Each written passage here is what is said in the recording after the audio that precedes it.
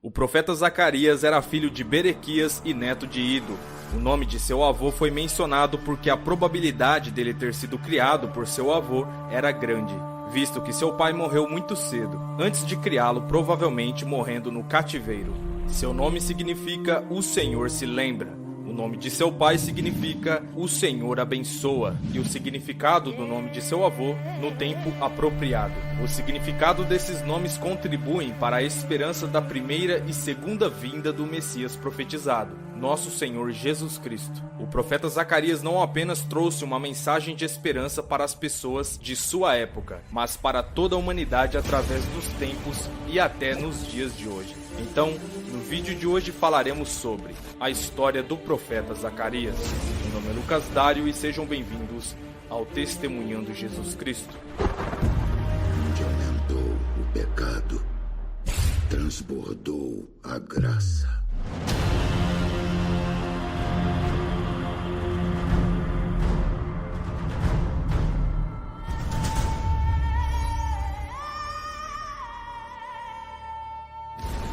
Paz, amados! Peço a ajuda de todos vocês para se inscreverem no canal e ativar o sininho de notificações. Se vocês gostarem do vídeo, deixe aquele like que me ajuda demais a produzir mais vídeos.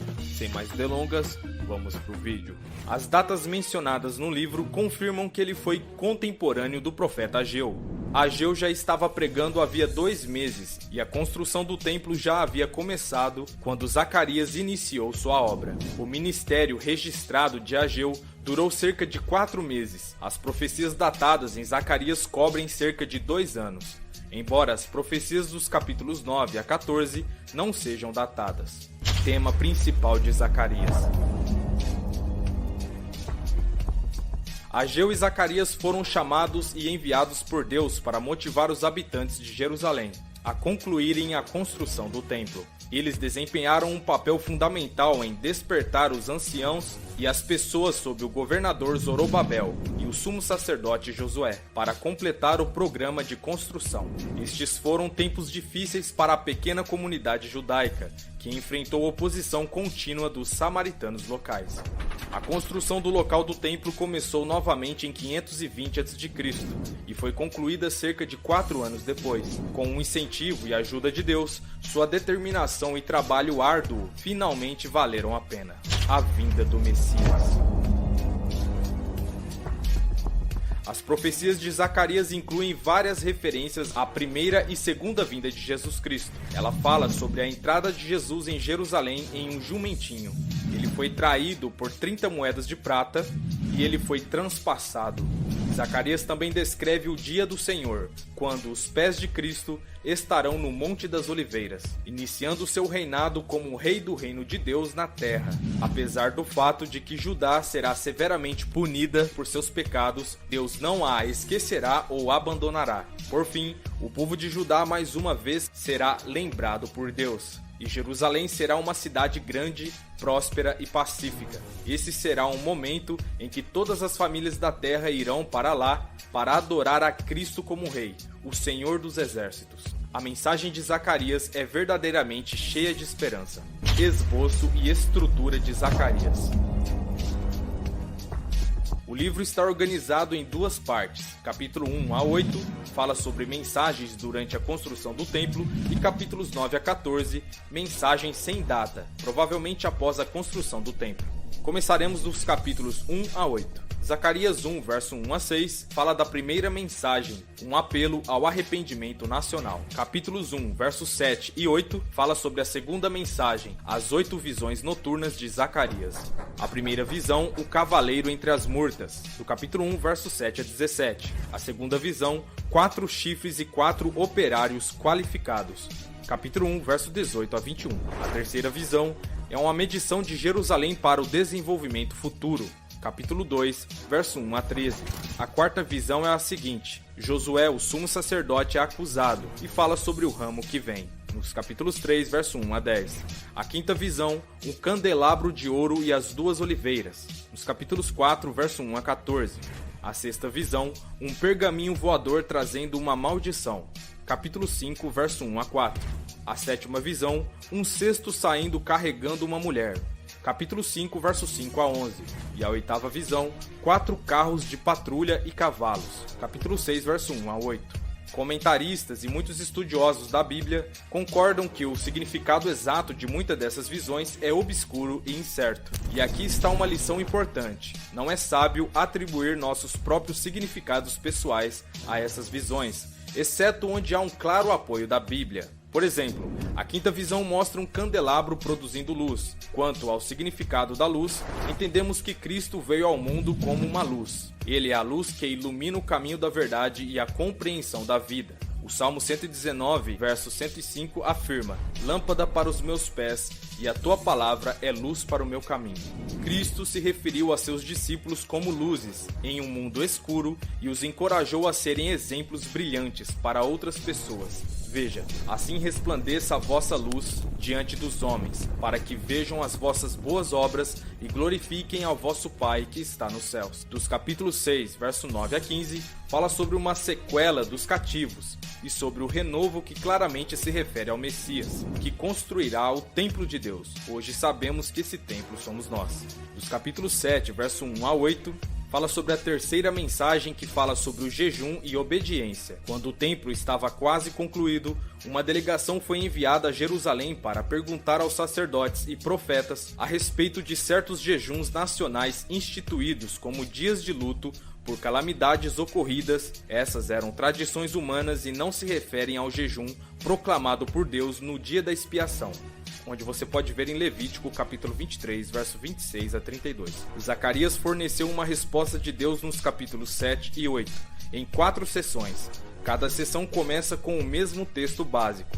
Não há condenação desses jejuns nacionais, mas Deus dá uma lição importante sobre o motivo do jejum. As pessoas não estavam jejuando para se achegar a Deus, mas estavam jejuando por motivos egoístas. Enquanto no cativeiro o povo deveria ter usado esses dias de jejum como oportunidades para refletir sobre os pecados que cometeram e que resultaram em sua punição nacional. Esses jejuns deveriam ter sido momentos de autoexame, levando ao arrependimento sincero e a uma mudança no estilo de vida. Em vez disso, foram absolvidos por sentimentos de autopiedade e remorso externo.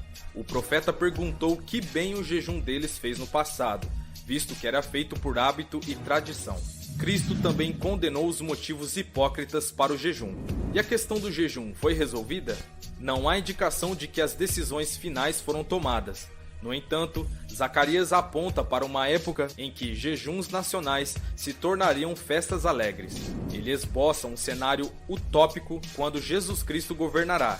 Esta será uma era de paz e prosperidade, com crianças pequenas brincando nas ruas de Jerusalém e as pessoas mais velhas sentadas nas ruas sem medo. Considere a seguinte descrição nas condições em que Cristo governa de Jerusalém. Os habitantes de uma cidade irão a outra dizendo: "Continuaremos a ir e operar perante o Senhor e buscar o Senhor dos exércitos. Eu mesmo irei também." Sim, muitos povos e nações fortes virão buscar ao Senhor dos exércitos em Jerusalém e orar perante o Senhor. Esses versículos descrevem um mundo sem medo, pobreza, doença ou outras mazelas sociais que afligem tantos agora.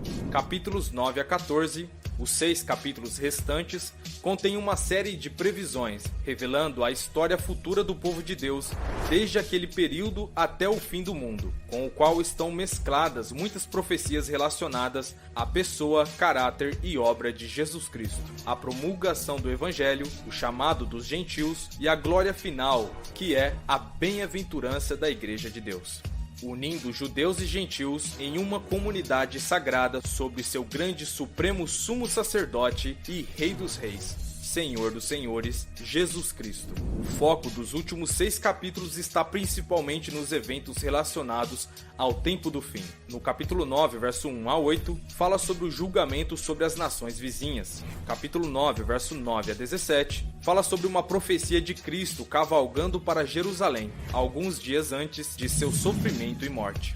No entanto, esses versículos também se referem à segunda vinda de Cristo, quando ele salvará seu povo e trará prosperidade e paz a Jerusalém e ao mundo inteiro.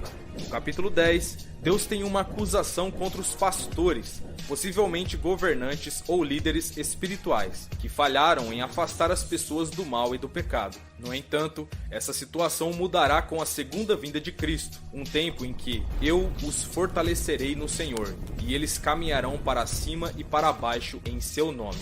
No capítulo 11, Deus continua suas acusações contra os falsos pastores que desviaram o rebanho. Durante seu ministério, Jesus Cristo afirmou que ele era o bom pastor que estava disposto a dar a vida pelas ovelhas.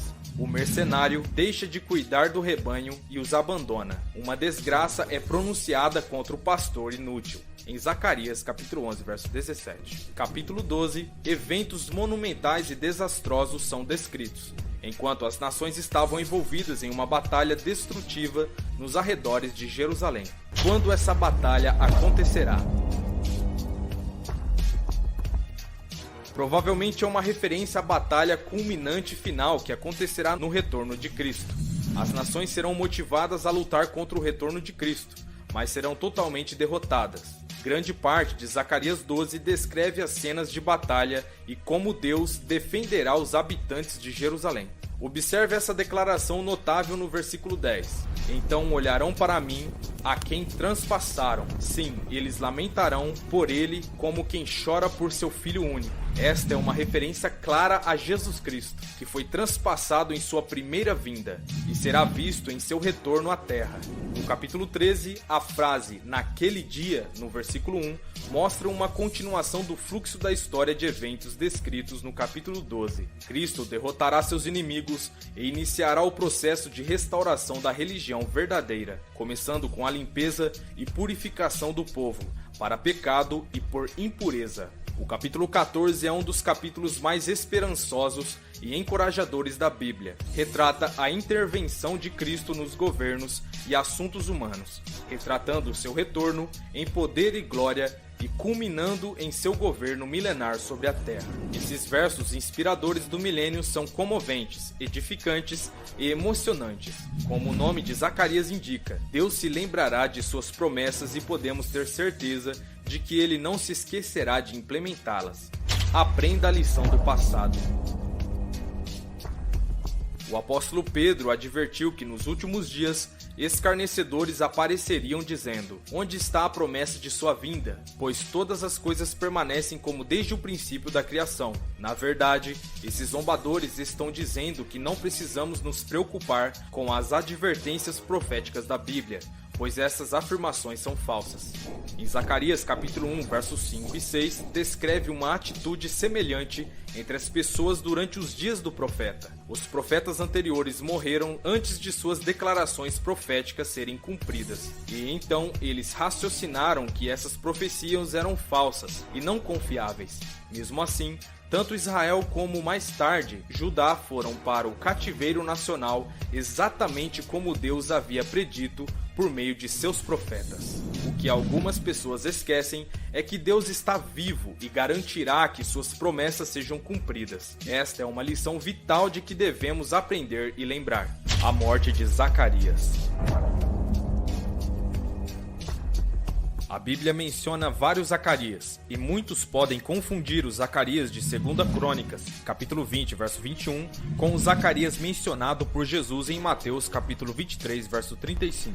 Embora os dois se chamem Zacarias, um é filho do sacerdote Joiada e o outro de Berequias. O Zacarias que foi mencionado em Mateus capítulo 23, verso 35, tem de ser o filho de Berequias, um dos profetas menores. Ele é o mais provável, porque o outro Zacarias, filho de Joiada, morreu por volta de 800 a.C.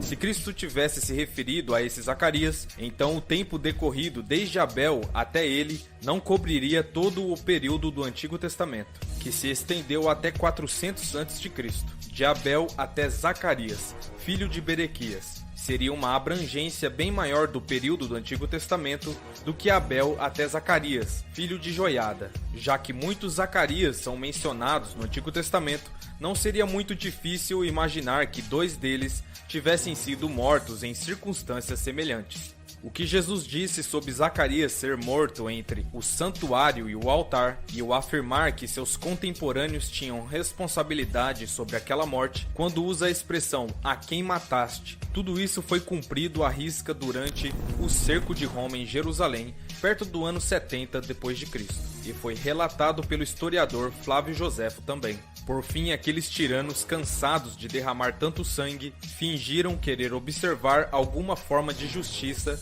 e tendo determinado matar Zacarias, filho de Berequias, porque além de sua ilustre origem, sua virtude, sua autoridade, seu amor pelos homens de bem. Assim permitiram a esses 70 juízes que se pronunciassem, e não havendo um só deles que não preferisse se expor à morte do que ao remorso de ter condenado um homem de bem, pela maior de todas as injustiças, todos a uma só voz declaram-no inocente. Ao ouvirem tal sentença, os zelotes soltaram um grito de furor. Sua raiva não pôde tolerar que aqueles juízes não houvessem compreendido que o poder que lhes haviam dado era imaginário, e do qual não queriam que eles fizessem uso algum.